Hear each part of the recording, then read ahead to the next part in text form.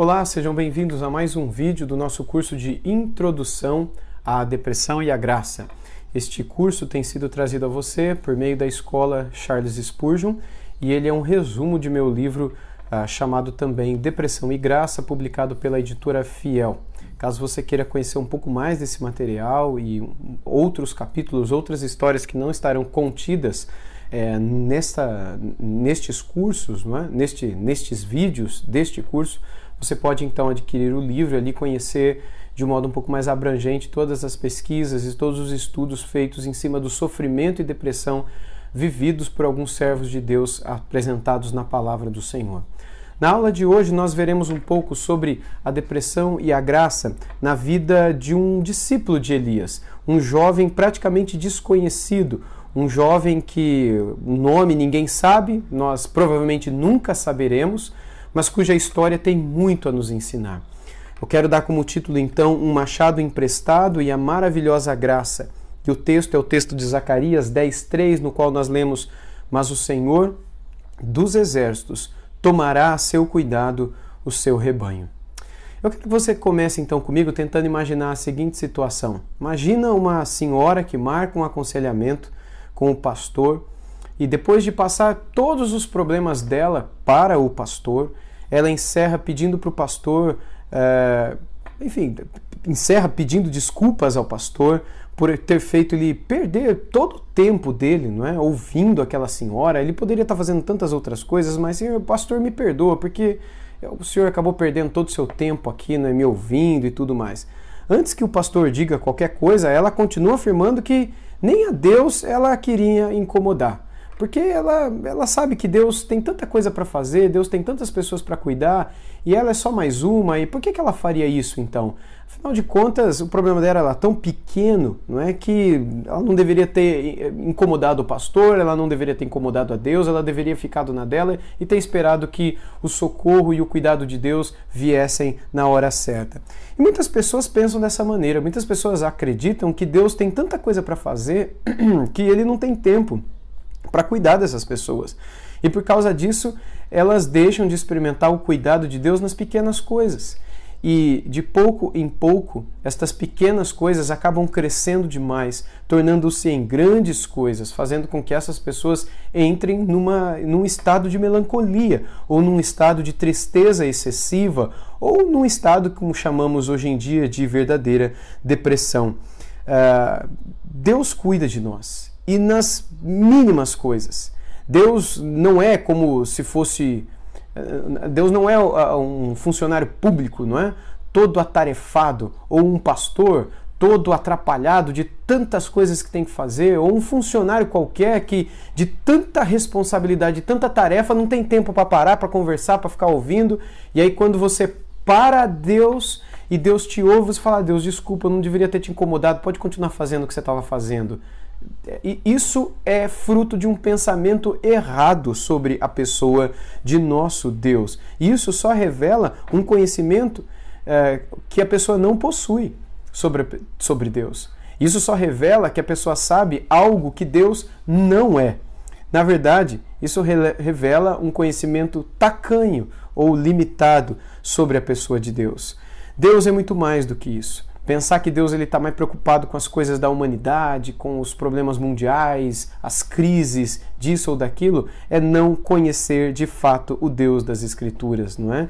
E é interessante que a Escritura diz que quando nós imaginamos que o nosso Deus é algo diferente do que a Escritura diz que ele é, nós construímos um outro Deus na nossa mente e no nosso coração. E o primeiro dos 10 mandamentos diz justamente: não tereis outros deuses diante de mim. Então, quando a gente imagina que Deus ele teria outras coisas para estar fazendo, que Deus não deveria estar se preocupando com a gente gente não deveria estar incomodando a Ele, nós estamos cometendo idolatria. Nós estamos criando um outro Deus que não é o das Escrituras na nossa cabeça. E pecamos quando assim fazemos. Às vezes nos vem à mente a seguinte dúvida, não é? Sendo Deus tão grande, será que ele se preocuparia com fatos tão pequenos do meu dia a dia? Será que eu preciso realmente orar por todas as coisas? E aí vem a primeira pergunta: será que Deus se importa com você? Será que Deus se importa comigo? O fato é que Deus se importa. É Ele quem rege o universo, É Ele quem se preocupa com a sua saúde. É Ele quem sustenta o planeta Terra em seu eixo e velocidade, e é Ele que sustenta a sua família. Deus, por ser Deus, Ele está atento a tudo. É por isso que nós dizemos que o nosso Deus é soberano. Não há um segundo na história de sua vida em que Deus tivesse dormido ou cochilado, como disse o salmista no Salmo 121. Ele esteve, está e estará sempre cuidando de nós e atento a todas as situações da nossa vida. Por ser grande demais, Ele não se preocupa conosco, no sentido de temer que algo possa acontecer fugindo de sua soberania. Deus, ele está no controle de todas as coisas. Aquilo que é pequeno ou grande para nós não faz diferença para Deus, porque para Deus não existe algo pequeno ou grande. Para alguém infinito, as medidas que são próprias de seres humanos são inúteis. Uma coisa que é pequena para mim, ou uma coisa que é grande demais para mim, uma coisa que é sem nenhuma importância para mim, ou uma coisa que é muito importante para mim, para Deus não faz diferença nenhuma pelo fato dele não ser pequeno como eu, e de não enxergar como eu, e de não ter as coisas como pequenas ou grandes como eu as tenho. Ele simplesmente não conhece o que é pequeno e grande. Nós conhecemos. Aquilo que nos é natural e que nos causa medo e apreensão não passam de um sopro para Deus. Tudo pode ser resolvido pela sua palavra, que é poderosa. Para Deus não existe o sobrenatural como existe para nós. Para Deus tudo é natural, tudo é normal. Para Deus não há situações menos ou mais difíceis. Ele nunca é pego de surpresa. Todo e qualquer detalhe que acontece na sua e na minha vida passa pelo olhar de Deus. E na sua soberania, Deus está presente nas nossas vidas, quer sejam situações importantes para nós, quer sejam situações triviais do dia a dia. Em todas as situações, Deus está presente. Mesmo quando o pequeno e desconhecido pensa que está sozinho, desamparado e sem o olhar de Deus. Eu quero falar com você então sobre quando justamente o pequeno e desconhecido, passa a ser grande e ser importante para o Senhor. Lá no segundo livro de Reis, do capítulo 5 até o capítulo 7, Deus está claramente cuidando da nação de Israel e do problema dela com as nações em sua vizinhança. Deus claramente possui planos para a nação. Deus ele fala com a nação. Eliseu claramente aconselha o rei de Israel sobre os planos militares da Síria. As palavras de Eliseu salvaram o rei de Israel e a própria nação por várias vezes, como por exemplo aconteceu lá em 2 Reis, no capítulo 6, de um modo especial no versículo 10. E além desse fato, a gente encontra também a relação do Senhor com Naamã, o leproso, não é? Que foi curado de sua lepra. E Naamã era alguém famoso, era alguém muito respeitado. Ele era o comandante do exército do rei lá da Síria, no norte de Israel. Ele era um grande homem diante do seu Senhor, não é, como diz a palavra de Deus, e de muito conceito, porque o Senhor lhe dera vitória à Síria. Ele era herói de guerra, porém ele era leproso. Está escrito lá no capítulo 5, versículo 1 de 2 Reis. Então veja que todos esses textos do contexto de 2 Reis 5 a 7 não tratam de pessoas comuns, como você e eu. Tratam de pessoas que são do conhecimento público, pessoas famosas, pessoas poderosas, pessoas muito respeitadas, etc. Não de pessoas desconhecidas. Aparentemente Deus lida apenas com questões grandiosas, não é? Mas não. O que nós vemos no miolo dessa porção da Escritura é exatamente o oposto ao que muitos pensam ser a regra.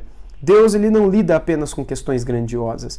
Ele não está concentrado em socorrer apenas questões que envolvem toda a nação de Israel e que podem dar um novo rumo à nação de Israel. Deus ele não lida apenas com questões grandiosas. Ele não está concentrado em socorrer apenas coisas de grande glória. Mais uma vez, aquilo que é grande para nós não é grande para Deus, não é? Uma prova disso é o texto que nós vamos ler agora.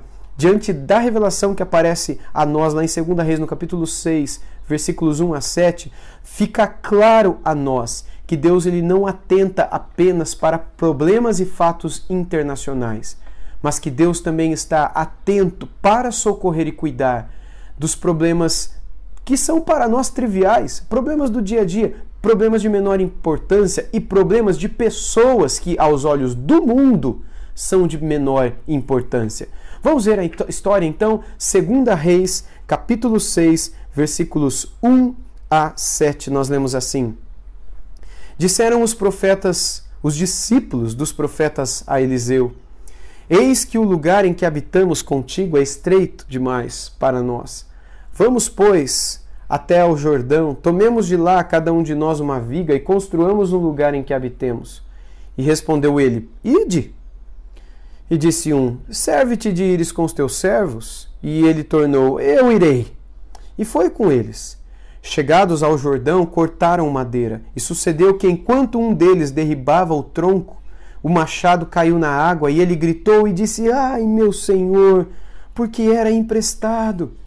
E perguntou o homem de Deus: Onde que caiu?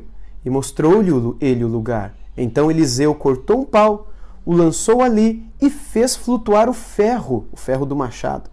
E disse: Levanta-o. E estendeu ele a mão e o tomou. Apenas até aqui diz o texto de 2 Reis, capítulo 6, versículos 1 a 7.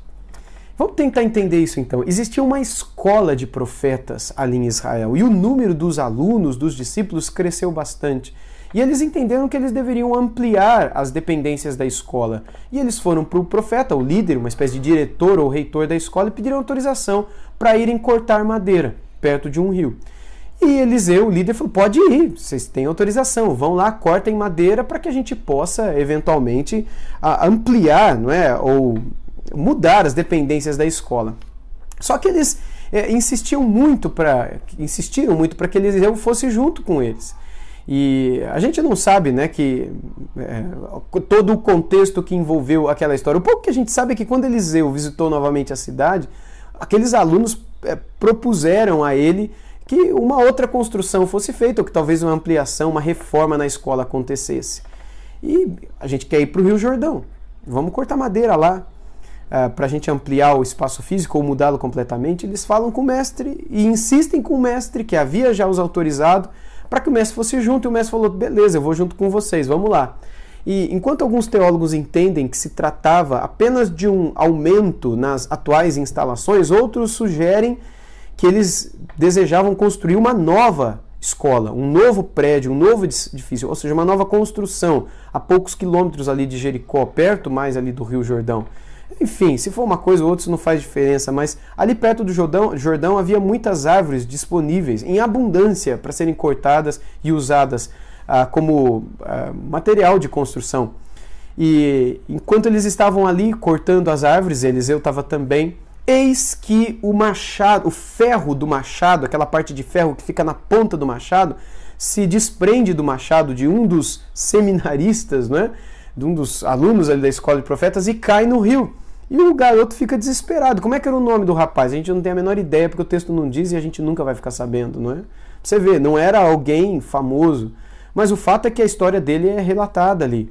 E ele fica desesperado, e ele diz: o machado é emprestado. Ou seja, machados naquela época eram muito caros em Israel. E um discípulo de profeta jamais teria como possuir um. Era como a vida de seminarista hoje em dia, não é muito fácil, não tem muito dinheiro. E aquele discípulo sabia que ele teria que trabalhar como um escravo do dono do machado, que ele emprestou, até que ele pudesse repor em serviços prestados o valor equivalente ao machado que ele perdeu. Ou que ele tivesse condições de angariar fundos para comprar um novo machado para o seu dono. Por isso que ele se desesperou.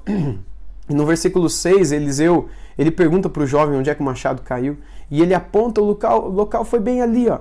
E aí Elias quebra um pedaço de madeira, uma espécie de galho, pensa um galho de uma árvore, e ele joga o galho, e de um modo sobrenatural o ferro começa a flutuar. E ele exclamou: vai lá e pegue! E o menino foi lá, estendeu a mão, esticou o braço e pegou. Alguns naturalistas, não é? Liberais, que não creem no poder de Deus, tentam explicar isso empiricamente. Então eles falam que talvez Elias pegou um galho muito gigantesco e foi lá e afundou o galho no rio para tentar levantar o machado. Mas como é que ele sabia onde é que estava o machado lá debaixo do rio? Primeira pergunta, né? Então eles tentam encontrar alguma prova para o caráter sobrenatural.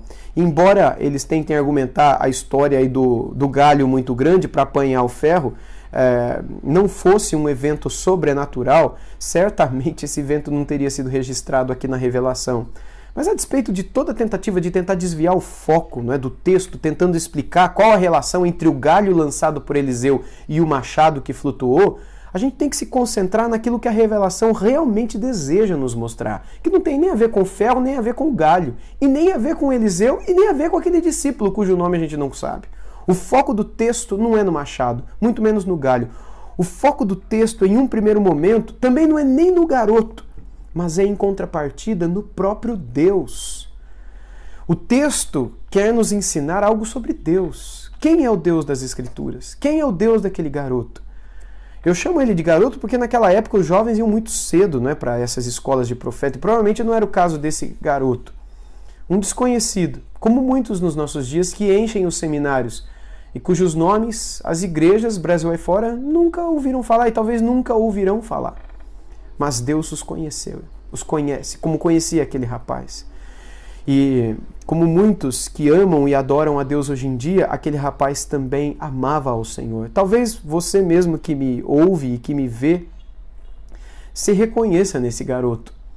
Você talvez imagine de si como alguém que ninguém te conhece. Seu pai, sua mãe, um ou outro ali que convive com você na igreja, e no reino de Deus mais ninguém. Você conhece tanta gente, mas ninguém nunca ouviu falar do seu nome. Talvez você vai morrer e a tua história será contada, mas ninguém saberá do seu nome. Talvez você não seja alguém mundialmente conhecido, e nem mesmo nacionalmente. Talvez na sua cidade ninguém te conheça. Alguém para quem os holofotes da fama nunca vão se acender. E talvez, enfim, seu nome nunca será escrito em lugar nenhum. E aí? Será que Deus trata você diferente por causa disso? Será que você é menos do que aqueles que de alguma maneira estão aí conhecidos e que são famosos? Será que essas pessoas são mais importantes do que você para Deus? O fato é que não. E é óbvio que não, baseado nesse texto que acabamos de ler. O texto diz e deixa muito claro, e não é à toa, presta atenção, não é à toa que esse texto está aqui, que em meio a fatos grandiosos, não é, internacionais, que a revelação de Deus nos mostra uma coisa tão aparentemente pequena. Porque se essa história não tivesse registrada, poxa, é só um machado que caiu no rio e o nome do menino nem está aqui, e bola para frente. Tanto é que no capítulo seguinte o texto volta a falar de coisas internacionais. Se o texto não tivesse aqui, não faria diferença nenhuma e nem mudaria o caráter do nosso Deus. Nada, em absolutamente nada. Mas se o texto está aqui é porque Deus está querendo, Ele deseja nos ensinar alguma coisa sobre o seu caráter. E a gente não pode descartar isso daqui. Deus não vê diferença entre cuidar das nações e cuidar daquele garoto. Deus não vê diferença em reger o universo e as constelações e os cometas e asteroides e tudo o que está acontecendo na sua vida.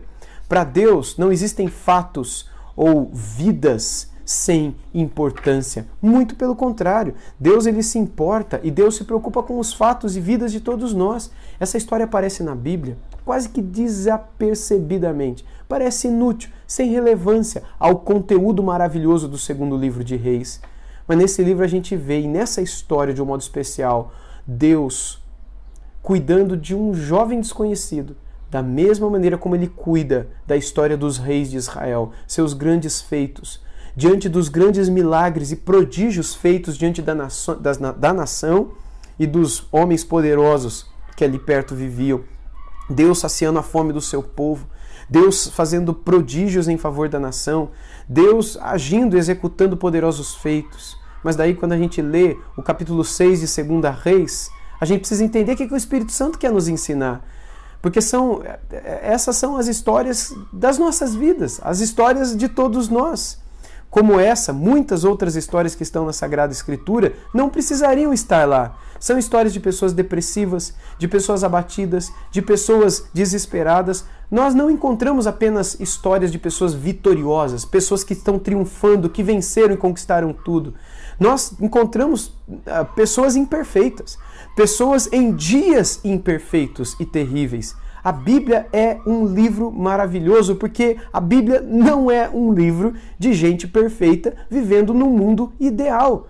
Antes, ela é um livro real que trata do ser humano da forma mais nua e crua possível e muitas vezes até nos assusta com o nível de sinceridade apresentado nas Escrituras. E com certeza cada detalhe da revelação foi pensado e deliberado por Deus antes de ser inspirado e escrito através da pena de um escritor inspirado pelo Senhor.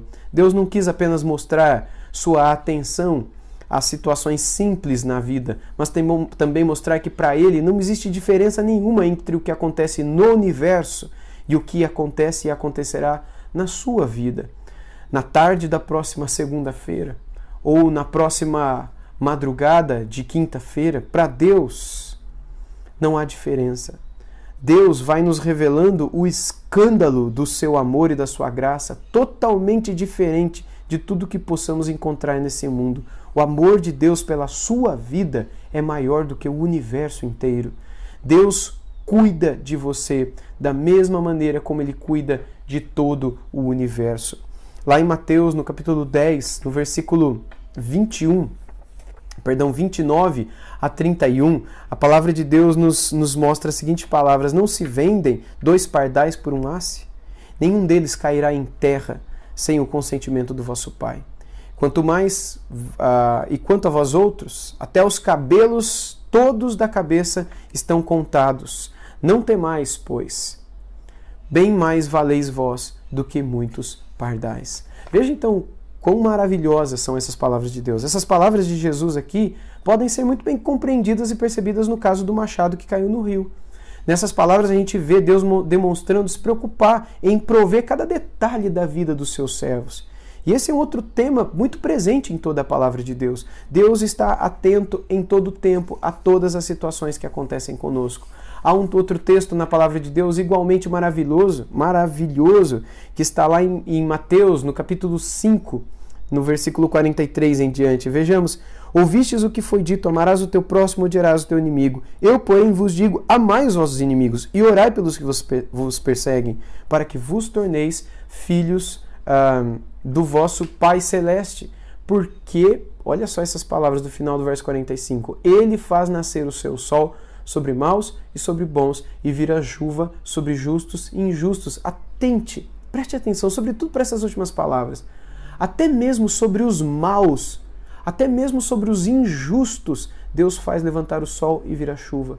Ou seja, a providência sobre essas pessoas que não temem, muito menos amam Deus e a sua revelação, e o caráter de Deus e tudo aquilo que Deus fala sobre si em sua palavra, Ele está sempre atento com essas pessoas.